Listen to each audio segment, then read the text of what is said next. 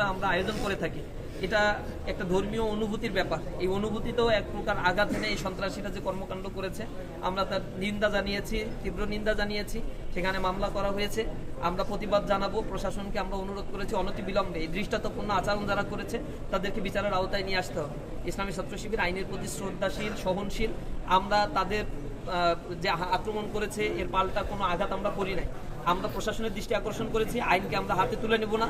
যারা বেআইনিভাবে এই কার্যক্রমগুলো করেছে এই সন্ত্রাসীদের বিচার হতে হবে। সারা বাংলাদেশে আপনারা দেখেছেন গঠনতান্ত্রিক কার্যক্রম পরিচালনা করার মধ্য দিয়ে এবং নিয়মতান্ত্রিকভাবে প্রতিটা ক্যাম্পাসগুলোকে সঞ্চালিত রাখার জন্য ইসলামী ছাত্র শিবির যখন কাজ করে যাচ্ছে তখন তারা তাদের হাতে ঘা লেগেছে, তারা এগুলো সহ্য করতে পারছে না।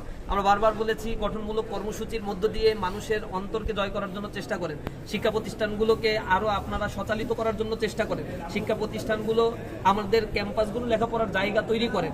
এই জায়গায় তারা সাড়া না দিয়ে তারা দলীয় এজেন্ডা বাস্তবায়ন, মিছিল, মিটিং, নানা ধরনের চাঁদাবাজি, হত্যা, মিথ্যা প্রোপাগান্ডা চালানো এই কার্যক্রম নিয়েই তারা ব্যতিব্যস্ত হয়ে আছে।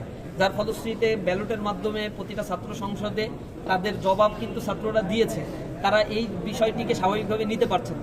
এ কারণে ইসলামী ছাত্র শিবিরের যেখানেই প্রোগ্রাম হচ্ছে, গঠনমূলক কার্যক্রম হচ্ছে, বিভিন্ন জায়গায় তারা আক্রমণ এবং হামলা করার জন্য চেষ্টা করছে। আমরা আমাদের জনশক্তিকে বলেছি যারা আমাদেরকে আঘাত করুক না কেন আমরা সহনশীলতার পরিচয় দিব। আইন শৃঙ্খলা রক্ষাকারী বাহিনীকে বলেছি আমাদের নীরবতা বা আমাদের সহনশীলতাকে কখনোই আমাদের দুর্বলতা হিসেবে আপনারা নেবেন না। আমরা সহনশীল আচরণ করছি দেশের স্বার্থে, জাতির স্বার্থে।